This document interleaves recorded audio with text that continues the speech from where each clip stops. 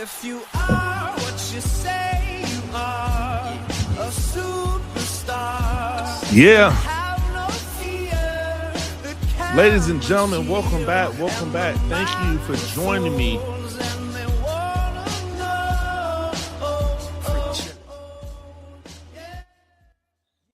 Ladies and gentlemen, welcome back to another edition of Talk Spicy. I'm Coach Gene Clemens. Thank you for joining me wherever you're joining me. Rate the show, comment, agree, disagree, but whatever you do, keep it spicy.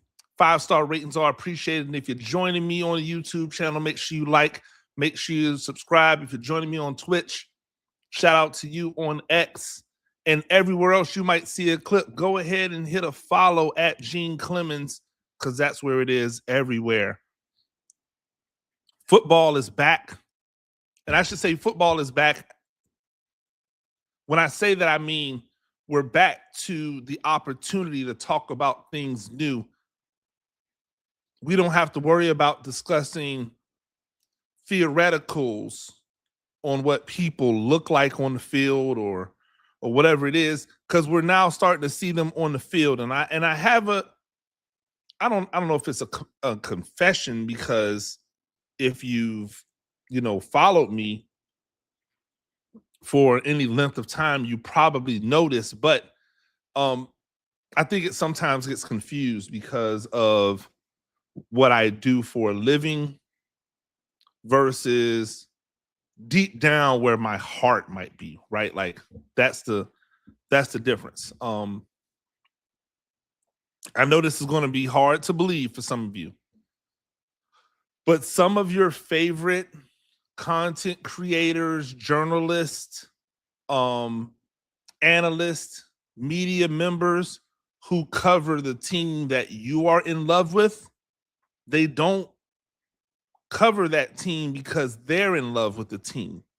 Now, what happens is over the years, they grow an admiration for the team and the fan base, and they want to see the fans win because, like I've always said, when a team is winning, then it's easier to create content. It's easier to get people to talk. It's easier to garner interviews. It's easier to do everything it is that you want to do in this space that you need to do in order to be able to make money. So it's a great thing. And I think a lot of media members and analysts and content creators, even if the team they cover is not their team, they still find some semblance of love for it. So I cover the Giants, but I am not, or I wouldn't call myself a Giants fan. Number one, I cover so much stuff around the NFL, it's hard to try to just be a fan of one team. But if you held my heart, like if you really made me sit down and say it, I would tell you I'm a Buccaneers fan.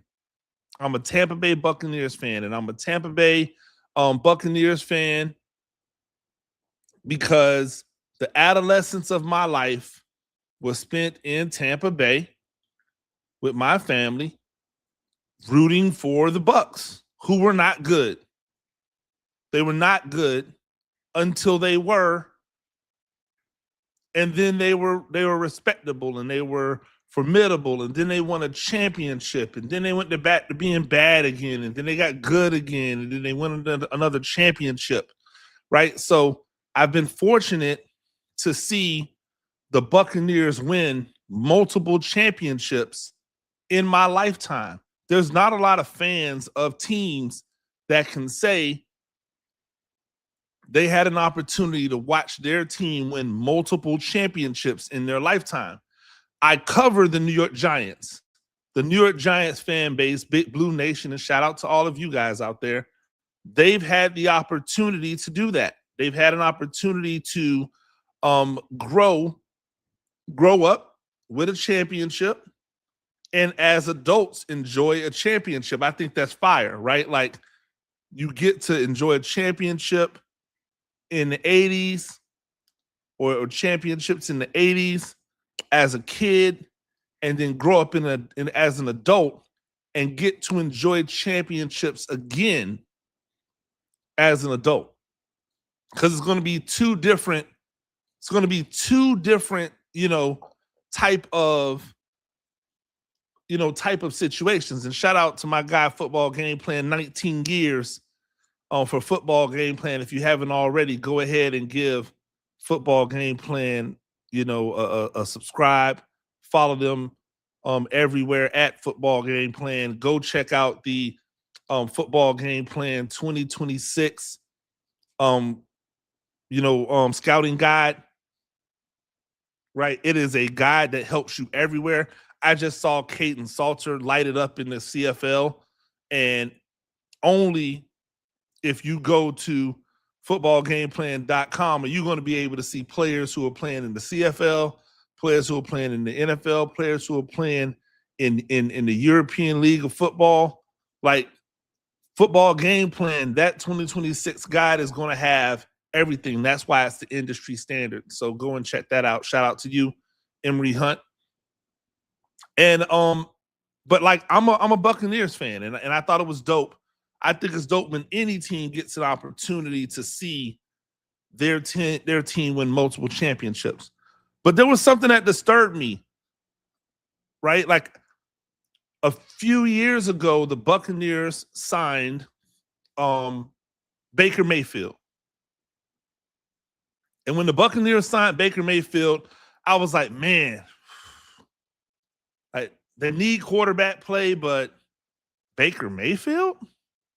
Like, that's where y'all decided that y'all had to go? That was the dude that y'all decided you had to, like, hit your wagon to? I was totally out on the thought process. Like, I was totally out on Baker Mayfield as the quarterback of a team that I love, right?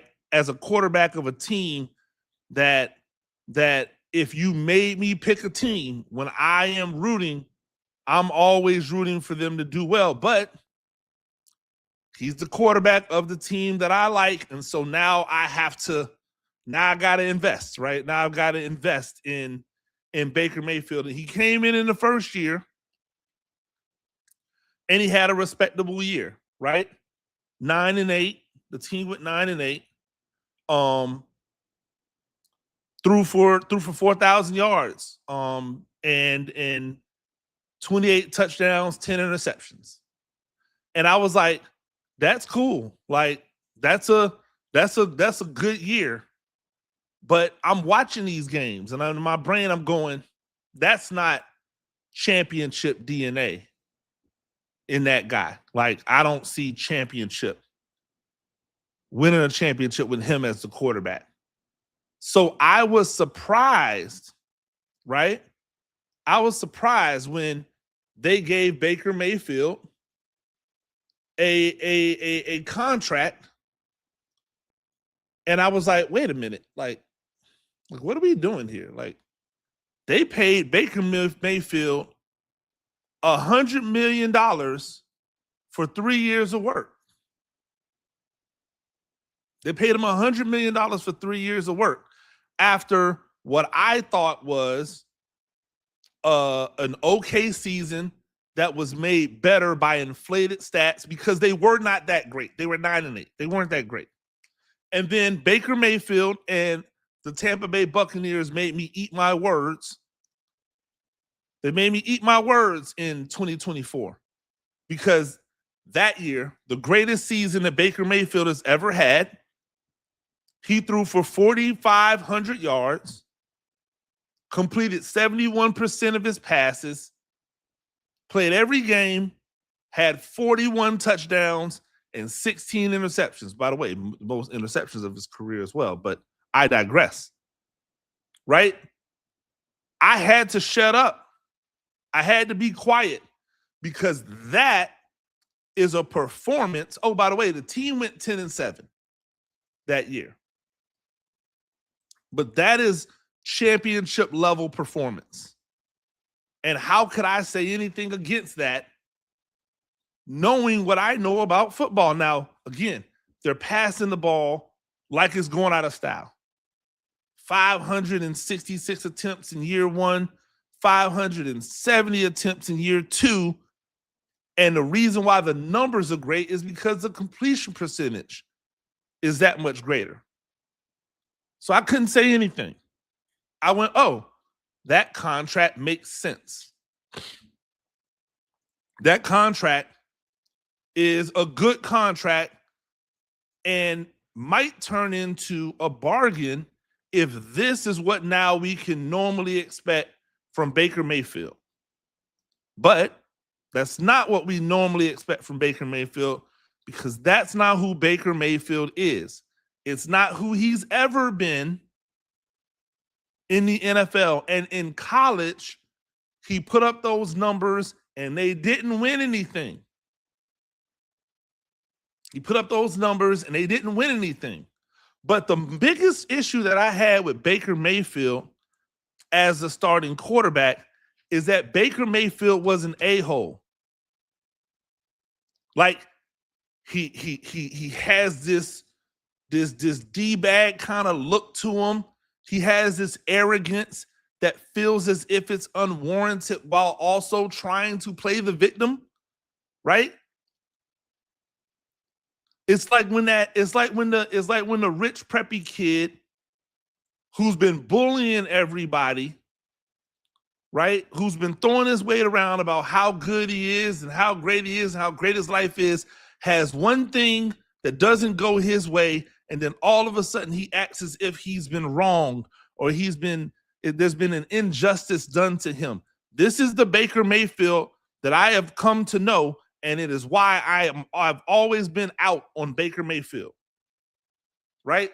I'm put the talent over here and just put the person, and everyone will say, well, you don't know him personally, and we don't know these people personally. You're right. All we can go off of is what you do in front of everybody else. And what he's done in front of everybody else, I don't rock with. If I was a player on his team, right? And that's the way he kicked it, I couldn't rock with him, because I've met his archetype is not new. That Baker Mayfield archetype is not new. It is something we actually see all the time. And that archetype doesn't have a color on it, but it just has a much more distinguished look to it, or a much more identifiable look to it when it's a white quarterback. I don't know why it is, because again, this archetype is not based off of race or gender, but it has a weird to it when it's a white quarterback. Don't know why. I don't know why. Actually, maybe I do know why. It's because the quarterback is supposedly held in such high regard. And it feels as if in many occasions, white quarterbacks get the benefit of the doubt that black quarterbacks don't get. And so all of the stuff that Baker Mayfield has done, a lot of the things that Baker Mayfield have said, has been said by some black quarterbacks, right? It's been said by some black quarterbacks, but it comes off differently because he's been able to say it without a lot of backlash. He's been able to do it without a lot of backlash. He's been able to operate in a world where he's convinced people that other people should be to blame for his shortcomings, not him. And that's when I hit the full stop, because in 2025, that same Baker Mayfield went 8-9. 63% completion percentage. 3,600, or let's say 3,700 if we round up a couple yards, 3,700 yards, 26 touchdowns, and 11 interceptions. This is who Baker Mayfield is. Right? Good, not great. Period. End. This is who Baker Mayfield is. Good, not great. And now Baker Mayfield, at 30 years old, going into the last year of his $100 million contract in Florida, where there's no state tax, right? Because these things matter. Going into the final year of his contract, wants an extension. at 30 years old.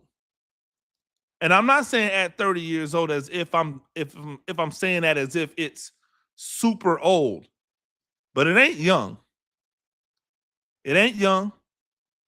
And you have to remember, this is Baker Mayfield trying to get his third bite at the apple. This is Baker Mayfield trying to get his third bite of the apple. Why?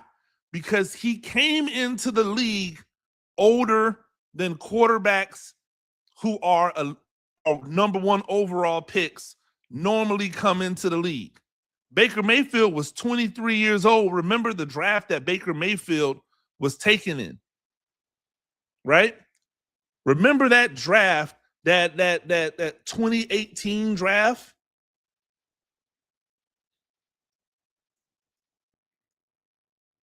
Let me remind you guys of the quarterbacks who were taken in the 2018 draft in the first round. Baker Mayfield, Sam Darnold, Josh Allen, Josh Rosen, and Lamar Jackson. Right? So we know that Sam Darnold became the first quarterback in this group to win a championship. So with that being said, you might be thinking to yourself, well, if Josh Rosen can win a championship, Baker Mayfield can win a championship. You might be right. Except in my mind, Sam Darnold's way more humble than Baker Mayfield is. Sam Darnold, I don't think Sam Darnold at his core believes that he wasn't the problem with the Jets. I think Sam Darnold acknowledges that he had a lot of growing up to do with the Jets. I don't think Baker Mayfield really feels that way, because I thought he was turning the corner, like not just as a player, but as a person. I thought, oh, well, you know what? He's married now. He is raising a family. Maybe that has taken a little bit of the D-bag off him. Maybe it's taken a little bit of a-hole off of him. But at the end of the day, ladies and gentlemen, you are what you are before you got here. There's a Jay-Z line for everything. There's a Jay-Z line for everything. And it says you are what you are before you got here. And Baker Mayfield is what he is, because after that subpar season that he just had, where he's good, not great, he's looking for a contract extension. And the reports are that the Buccaneers offered him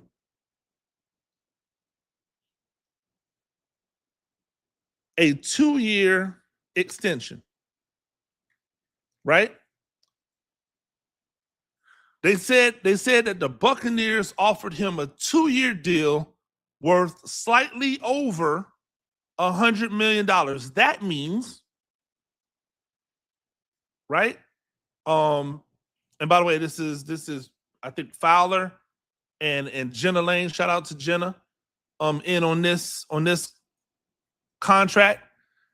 They offered him a 2-year deal worth a little over $100 million, which means that he would get an average per year of $50 million. That is a $17 million raise from what he was receiving on his last contract.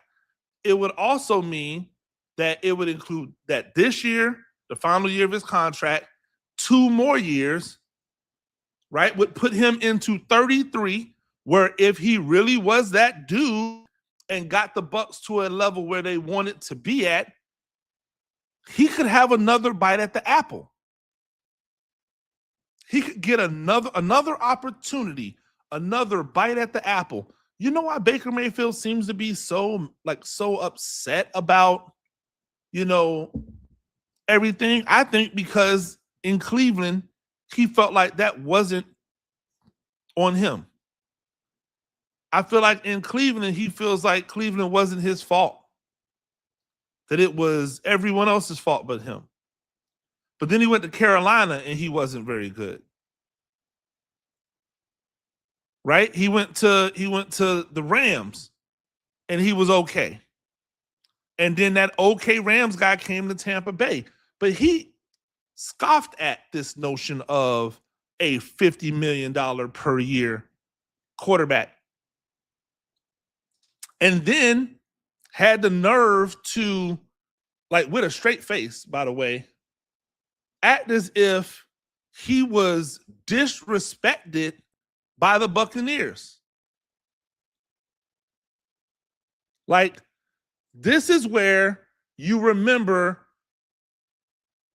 that Baker Mayfield is who he is, right?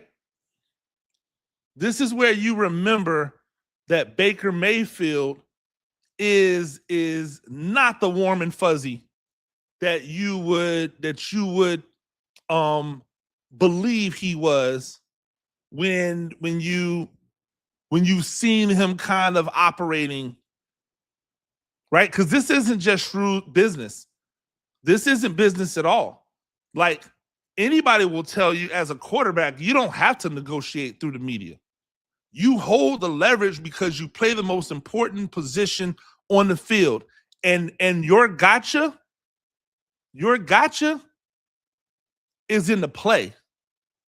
Because if Baker Mayfield goes out in 2026 and he has another 2024 season, they got to back the brink truck up for him, or they have to hit him with the franchise tag that would pay him so much money that it would be stupid for them to hit him with the franchise tag. So now they either have to put the transition or the non-exclusive tag on him, I think, so that he can negotiate with others, right? Or they got to pay him. This is how a guy like Daniel Jones gets a contract extension with the Giants, even though his play didn't say contract extension. Right? The proof is in the play. The proof is in the play. Just go out and have a great season. Nope. Baker Mayfield needed to let everybody know that he was unhappy with what was offered to him. Why? Baker Mayfield, that's why. Because when you have everything and you've been handed so much, where people believe you have earned things that you should not have earned, you don't appreciate them to the level that you do because you feel entitled to them. This level of entitlement has followed Baker Mayfield throughout his college and NFL career. When he was at Texas Tech and he came in as a freshman and he balled out, he felt entitled to a job. So when he wasn't automatically gifted the job, did he go, I'm going to show them because I'm going to be in here and I'm going to outwork the other person who came in here? Nope, he just left. He just left and then went to another Big 12 school, Oklahoma at the time, walked on there so that he could prove it. He did. He went in and balled out at Oklahoma. But there was nothing about all of the stats that he put up that told me he was a first round draft pick, let alone the number 1 overall draft pick. Nothing. Not with Lamar Jackson sitting there. Not with the Lamar Jackson sitting there. Heck, I didn't think he was a better prospect or talent than Josh Allen, even though I didn't think Josh Allen was worthy of a number 1 overall pick because he was terrible in college. And it wasn't other people's fault. It was his fault. And so then we watched him go number 1 overall, walk in with all the entitlement in the world, have a decent rookie season, then get gifted with every commercial known to man all over the place, everywhere. We're watching him cosplay in the culture, doing the dances in the most stiff white boy way I've ever seen the dances done. You know what I'm talking about. This isn't a diss on the ones who do it and they look great. He did not. He looked like a caricature when he did it. It was an ugly look. Someone somewhere probably got with him and said, hey, man, you need to tone that down. Right? But he didn't get the public backlash that, say, maybe John Wall did. Remember when John Wall came into the league and John Wall was doing the dancing, right? He was doing the dancing and people were like, yo, he got to stop dancing. Baker Mayfield came in doing all of these dances. The same combination, by the way. He only really knows one combination. He does that same combination all the time. Nobody told him to chill out loud. No backlash from the media about him dancing. Somebody got to him on the inside and was like, hey, man, you got to chill that out. Things flame out. He throws all of the shade at the Browns. Even when he joins the Bucs, he still has smoke for the Browns. And cool. But now we have a pattern. We have a pattern where people say, yo, nope, not him. The Rams could have easily kept him as a backup, as a high-end backup, and paid him decently to be the high-end backup. They didn't. They didn't. Carolina needed a quarterback in the worst way. They could have had him be the bridge quarterback to the next guy that took over. They didn't. So now the Bucs gave you the opportunity and then gave you the money. And now when you want more than $50 million a year, and maybe you were okay with $50 million, but maybe you wanted more than 2 years, you felt disrespected? Like, that's what you chose to tell the world after this team gave you the opportunity and paid you handsomely, right? And they paid you handsomely. This is what you decided that you wanted to do. This was how you wanted to show that you were like fly with what they did. This is Baker Mayfield talking about the contracted situation. Yeah, I mean, obviously, I've told you guys I've been pretty upfront and honest about my feelings about Tampa. It being home for now our family. We're raising kids here. We love it here. I wanted the deal done and set the deadline and told them it was going to be all ball after that. And I did mean that. And I don't know if they thought I was just going to take some of the offers that they gave, but I'm at the point of my career and understanding what I've brought to this franchise. Whoa. First off, this is him dictating all of the terms to them, right? This is Baker Mayfield saying, hey, no. I told them what I was going to do. I told them what I wanted. I told them how it was going to go. He didn't say, hey, we sat down and we discussed it. It was all I told them. But even crazier to me is what he says next. Even crazier is what he says next. I want to make sure that you can hear it. And understanding what I've brought to this franchise. One, I'm very, wait a minute. I'm at the point of my career and understanding what I've brought to this franchise. One, I'm very, very thankful for the chance they gave me. Do not get me wrong on that. Okay, so this is him in his brain, and this is the level of arrogance I'm talking about. He can hear how ridiculous he sounds. He can hear it. I know at this point in time in my career, Baker Mayfield, at this point in time in your career, you have spent your, what is it? 7 years, your 8 years You spent your 8 years with 4 different teams. You've won nothing.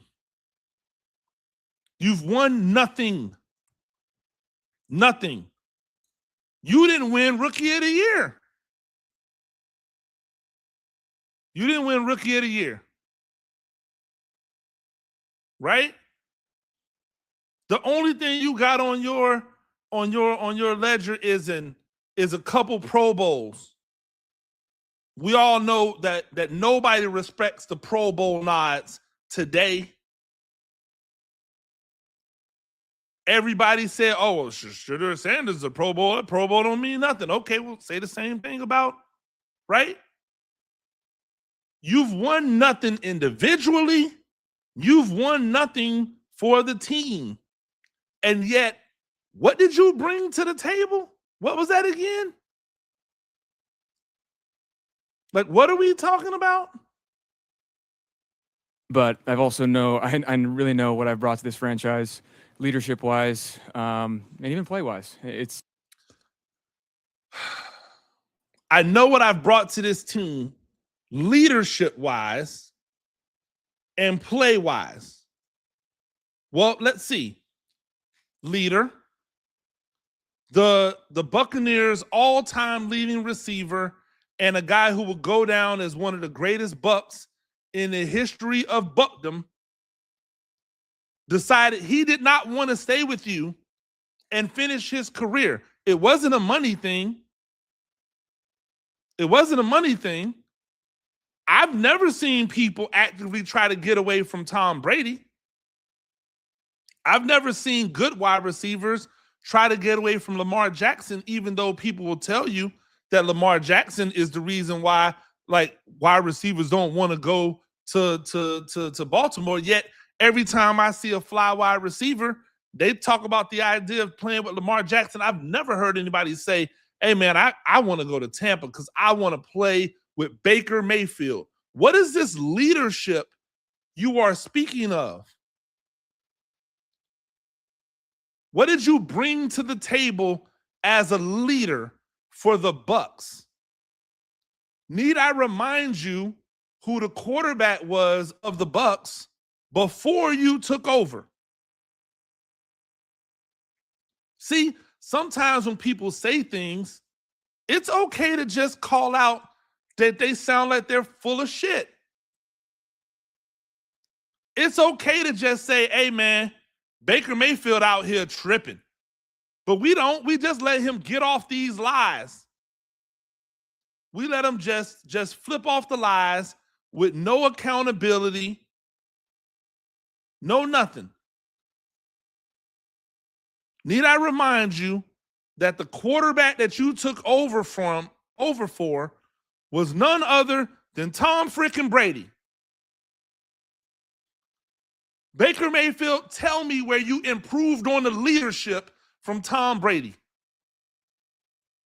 In Tom Brady's worst season with the Bucs, in his worst season with the Bucs, going through all of the life stuff, divorce with his wife, questions about his mortality. Does he want to give it up? Does he want to keep playing?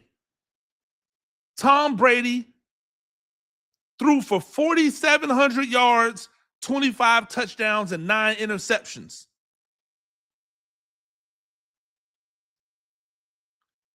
His team, right? Not him, right? It was the playoffs for him. It was an 8-9 season. This is his worst. This is his worst. How did you, like, what leadership did you improve on from Tom Brady? He was a kingmaker with the Bucs. Your standout year was great. Tom Brady's standout year was 5,300 yards, 43 touchdowns, 12 interceptions. He barely got over the interception. He didn't set a career high for interceptions. What did you bring to the table that Tom Brady didn't bring to the table from a play standpoint? Because that's what you said, not just from a leadership standpoint, but from a play standpoint. Like, what did you bring? I'm so confused. 4,600 yards, 40 touchdowns, back-to-back seasons of 40 touchdowns for Tom Brady. What did you bring in terms of leadership to the Buccaneers that they didn't already have before you got there? What did you change about the culture?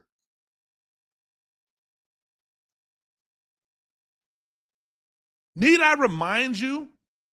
Because clearly, like, this is something you've allowed to just leave your brain, right? One of those things that I always laugh at, that people who have the ability to just eliminate all of the stuff that happened with them. Like, they don't have any recollection of any of the negative stuff that happened with them. They only have the thought process of the good stuff that they've done. But need I remind you, Baker Mayfield, because clearly you need it, right? That the year before Tom Brady came in and took over as the head man, as the quarterback of the Bucs, when Jameis Winston was there. And the only knock that people have on Jameis Winston and what he's done is him turning the ball over. It's the only knock. But in that 2019 season, under like good leadership, which what we thought, because that leadership would go on to win the championship the next year, right? Under good leadership, he threw for 5,000 yards, 5,100 yards, 33 touchdowns, and 30 interceptions. Oh my God, he threw for 30 interceptions. My God, that's so much. Yeah, it is. He did that. 30 interceptions is a ton. Right? But don't let it like take away from the truth, because in that same year, Baker Mayfield, who, by the way, in 2019, Jameis Winston was 25 years old. Baker Mayfield was 24. And Baker Mayfield threw 22 touchdowns and 21 interceptions for 3,800 yards. What did you bring? Where was your improvement, Baker Mayfield, with the Buccaneers?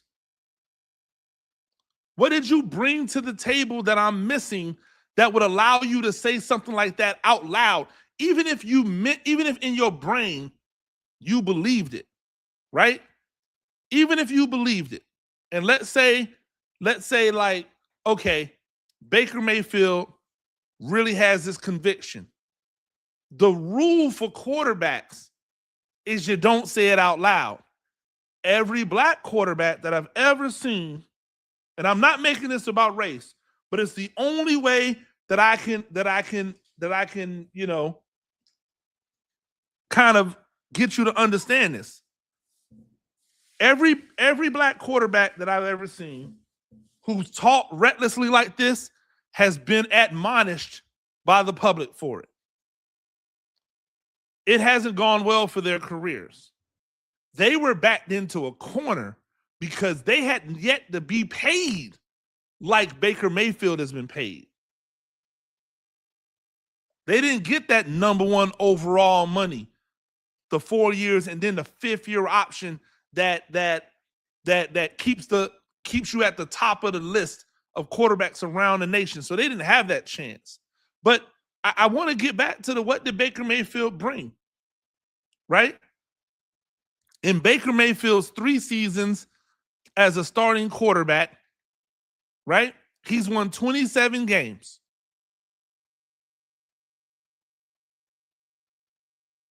Right? 27 games.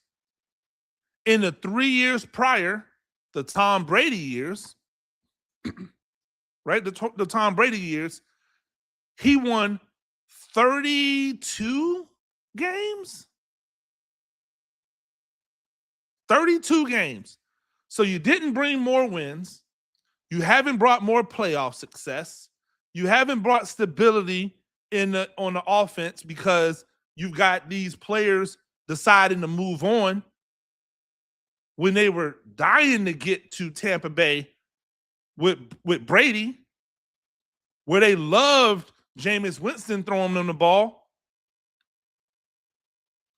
Not the same with Baker Mayfield. I digress because I want you to hear more of what he was talking about.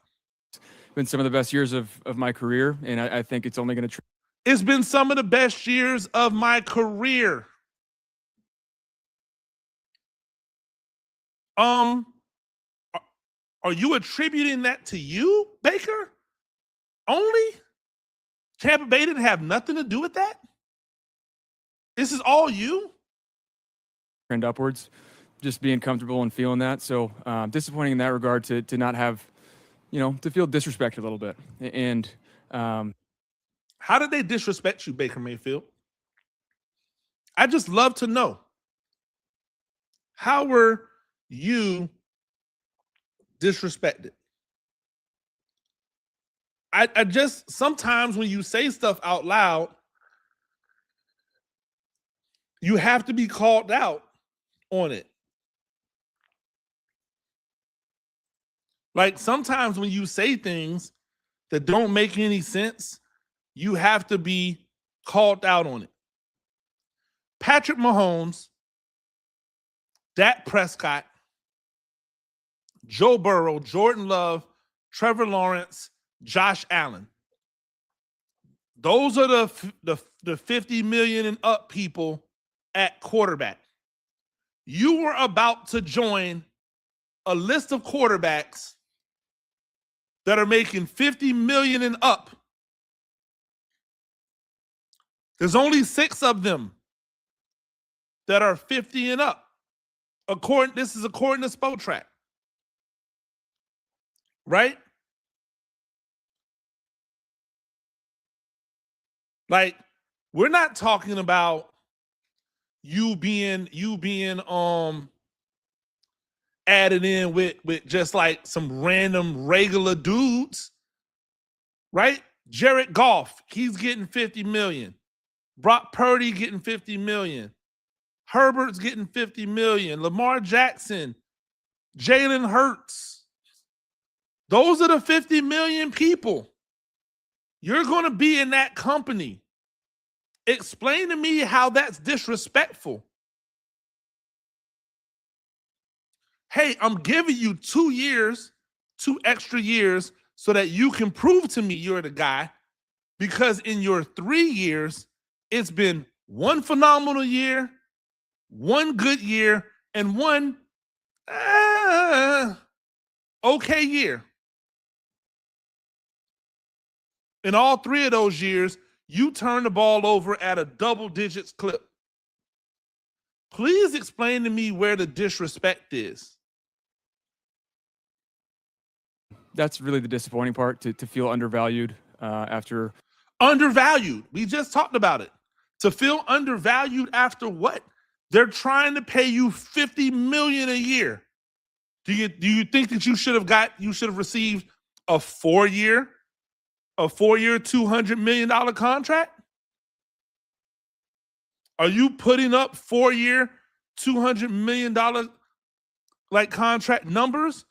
Is your team achieving at we have to give the quarterback 4-year $200 million? Thinking you've earned it. This is not a poor me thing. There's a lot. I've been pretty upfront and honest about my feelings about Tampa. Sorry. The guys that are new here, I wanted to address that. Here know exactly who I am.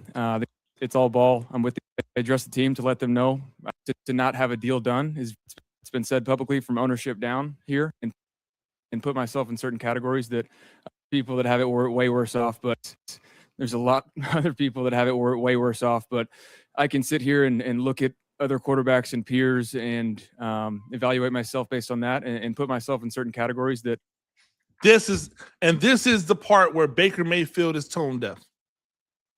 This is Baker Mayfield telling you, hey, I don't want you to think it's poor me, but poor me, they're all getting $50 million. Why wouldn't I get? They're all getting 4 and 5 year deals. Why am I not getting? Don't that sound like poor me to you? That don't sound like poor me to you. Like if we started doing a little bit of research on the guys who are in the $50 million club, Baker Mayfield don't hold a candle to these dudes. Either they're younger, they've had more playoff experience, or they've had more personal experience. I mean, more personal like achievements, meaning that they've just played better. Baker Mayfield is at this weird crux that nobody looks at this Tampa Bay offense and goes, well, if it's another quarterback and not Baker Mayfield, it's not going to be good. Nobody looks at this offense and goes, this is a Baker Mayfield driven offense. Nobody looks at it like that. Because if they did, this would be a no-brainer. You want to know why? You want to know why I know that Baker Mayfield is the Lulu right now? It's because he doesn't see, when he looks at the other people and he puts himself into that category, he didn't notice none of them said anything out loud about this. All of the people that he looks at and he thinks he's better than, he thinks he should get more money than, none of them have ever said anything out loud about their contracts. None of them have said, look at me, as everything has folded and crumbled around them. I remind you guys that Baker Mayfield is the starting quarterback last year for the Bucs, and their entire offensive staff got fired. The entire offensive staff got fired. His one coordinator left for the Carolina Panthers in division at the time, one of the worst NFL jobs you could take. The next year, his offensive coordinator left for the Jags, which at the time, many people believe was one of the worst NFL jobs you could take. When is Baker Mayfield going to accept any responsibility for the stuff that's happened around him? The answer is never, because he never has. Baker Mayfield got tased in public and nobody talked about it. People talk about Lamar Jackson and his behaviors because he doesn't get into anything. He's never had a sniff of legal trouble. You've never seen Lamar Jackson out completely and totally hammered and have to get tasered. You've never seen it. And yet people will still question Lamar Jackson's character. And Baker Mayfield is allowed to sit up here on a podium and talk as if he's been better than Tom Brady. I deserve to be compensated for that. And I think I'm a franchise quarterback. I've been told I'm a franchise quarterback. It's been said publicly from ownership down here. And so to not have a deal done is very disappointing. But I said, let me ask you a question. If the Tampa Bay Buccaneers put Baker Mayfield on the trade block? Who's moving and shaking to add Baker Mayfield as their franchise quarterback and paying him the type of money that he seems to want, which probably is in the $60 million range, probably is a 4 to 5 year deal? I would have, again, this is me projecting because I didn't hear him say anything like this, but if you're turning down $50 million a year, that means that you want somewhere in the neighborhood of 4 years, 225 to 4 years, $300 million. That's what it says to me. Between 225 and $300 million over the next 4 years. If you're turning down $50 million a year or a little over $50 million a year for 2 years, you're looking for a 4-year deal. You want it to be anywhere between 55 and 60 million, right? Who's doing that? Name me the teams who are going to make that sacrifice, right? Because here's the problem. They have to be teams who are in a position to win right now, because Baker Mayfield's contract is going to make it more difficult for them to build around. Let's go through the NFL. Let's do it, right?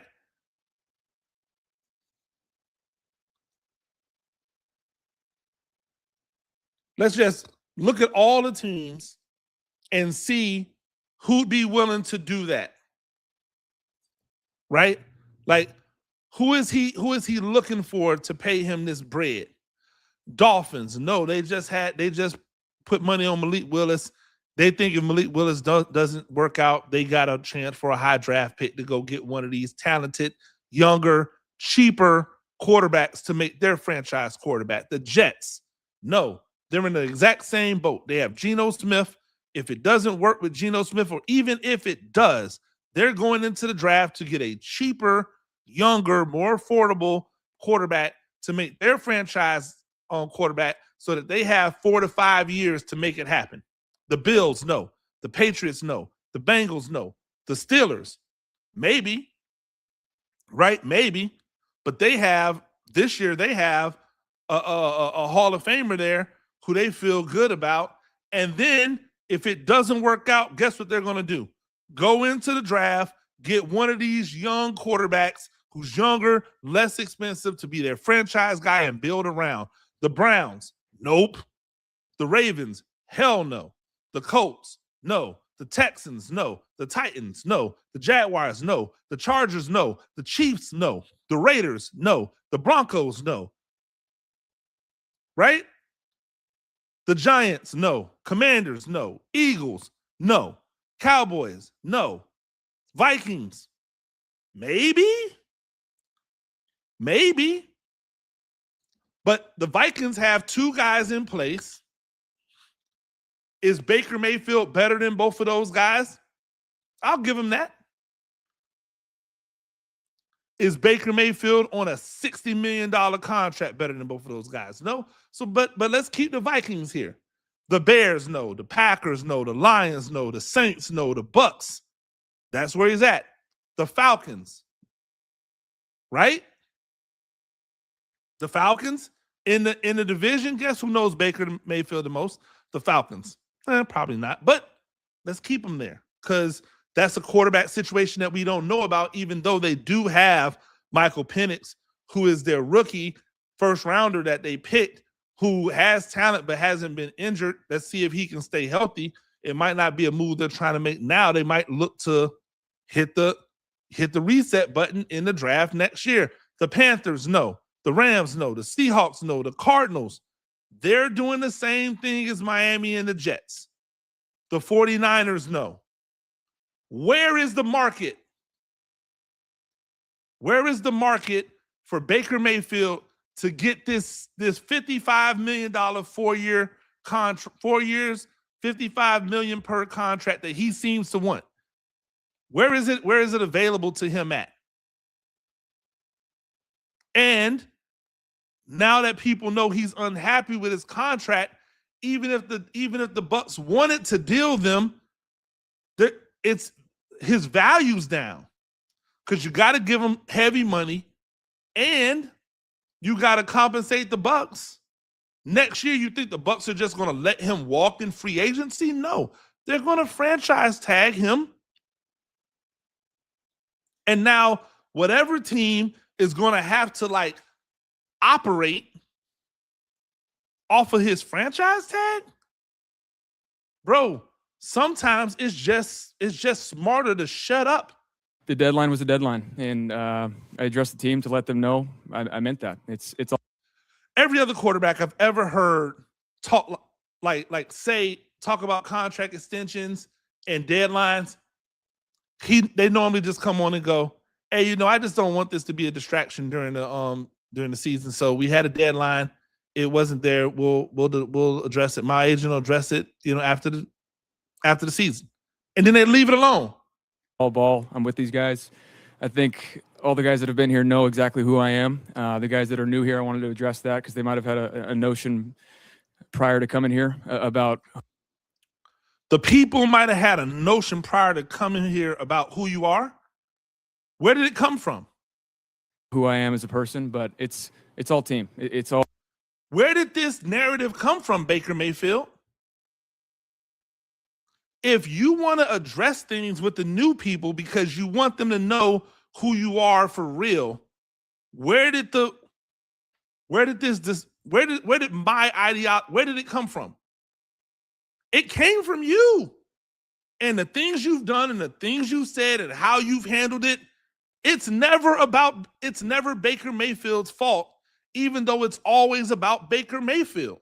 All about winning here now and what we're going to do. And, hopefully Vita gets his back fixed and gets his deal done. I mean, he's the second longest tenured Buck behind CG, and Vita deserves that. He's the anchor of our defense, and so I hope they take care of him. It's disappointing to say the least, but it's all ball here, and I know I'm going to have a good. You hope they take care of Vita Vea, right? You hope they take care of Vita Vea. You want them to take care of you too. You know how the salary cap works. What we doing?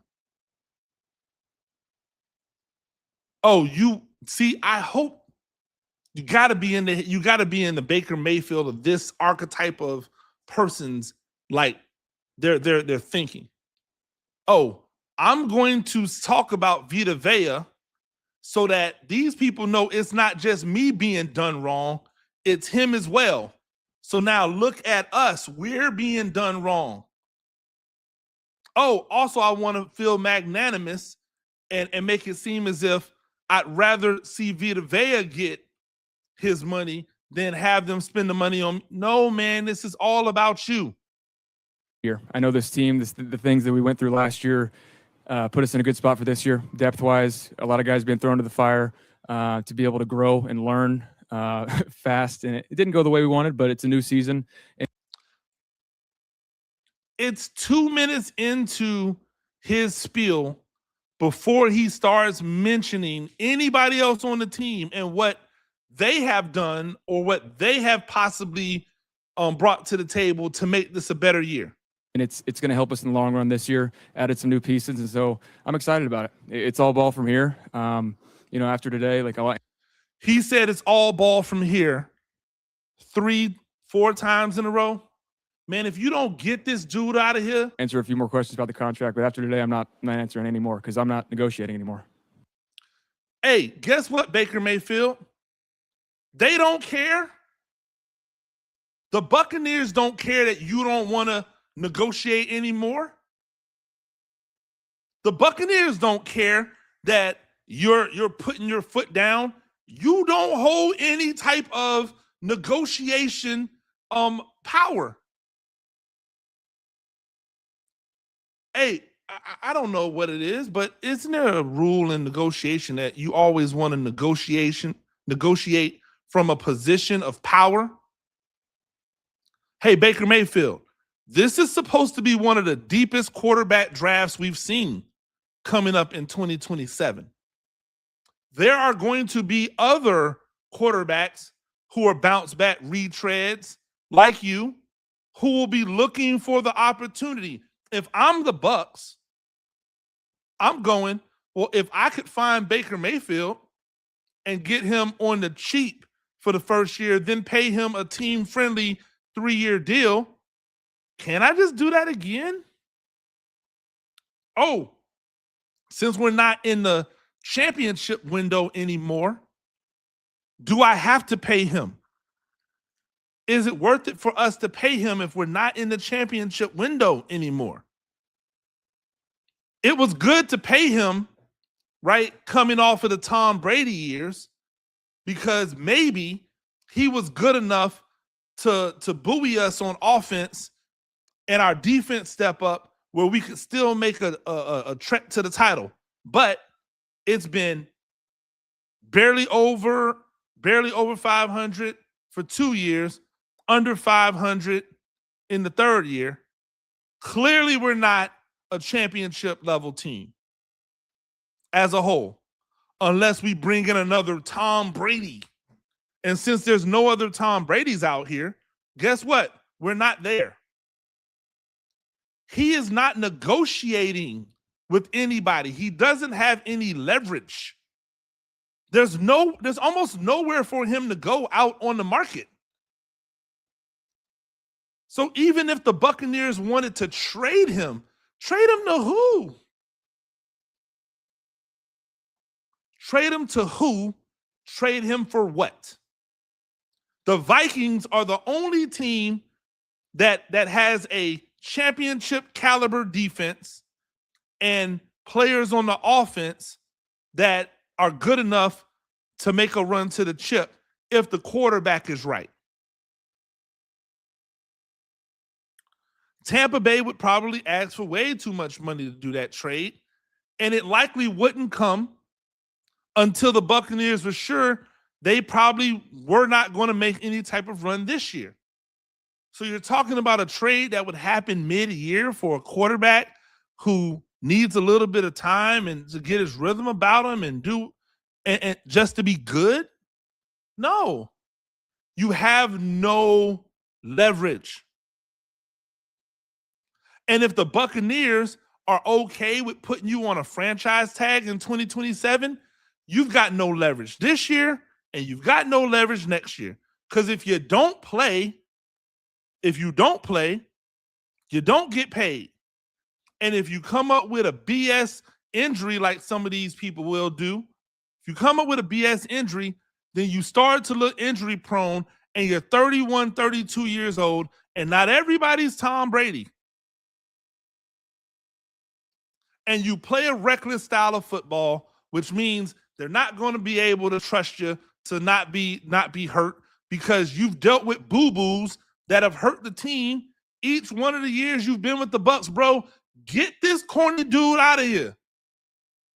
This is the type of cornball stuff that we see, right? This is the type of cornball stuff that we see that we allow people to get away with who have not earned and done a thing in this league. In my brain, and anybody who knows me and knows about evaluations, I think that most of the guys who get drafted in the first round should have never been drafted in the first round. I am much more in lines of you should not take a quarterback in the first round unless he is an absolute, without a question, game changer. He brings something to the table that changes the math and changes the scouting report for a team. Most quarterbacks don't do that. We still take them high, right? Because that's what we're quote unquote supposed to do. That's what we're supposed to do. I'm not taking them high, and I'm not paying a quarterback a second contract just to be an okay quarterback or a good quarterback. Do I think this person has a chance to lead me to a Super Bowl? If the answer is I don't know, I'm moving on. Especially if he's 31 years old or 30 years old currently, but will be 31 years, especially if he's in his 30s. I'm not paying you $60 million to just be good. just a little bit of money, right? Just the thought of more money made him instantly revert back to the a-hole guy that I've never liked and that I don't understand why anybody would want leading their team. And he's had a lot of success, or he's had a lot of love in Tampa Bay. You know why? Because Tampa Bay, low-key, is full of a lot of a-hole dudes. He fits in so perfectly with Tampa Bay, the Tampa Bay area, because his archetype exists all over the place in Tampa Bay. A bunch of those dudes, those entitled, like, he could be cool sometimes, but you know he's going to do some stuff that makes you go, ugh. Because that's who he is at the core of him, even though he's a good dude, quote unquote. This is what he is. Man, I am so tired of people making excuses and giving the lifeline to guys like Baker Mayfield when he says stuff like this. Unnecessary stuff. Stuff that doesn't need to be said. Things that don't actually help anything, right? They don't help anything. They don't get you any closer to the ultimate goal. And that's what we're dealing with. It was a Sunday morning, man. I had to come and rant to you. I appreciate everybody that joined. Make sure that you subscribe to the YouTube channel, Coach Gene Clemens, as we keep it spicy all the time, right? Thank you to everybody on X that's joined me, everybody on Twitch. Look for the clips. You know how we do it. Until next time, no matter what you do, keep it spicy. I'm out of here.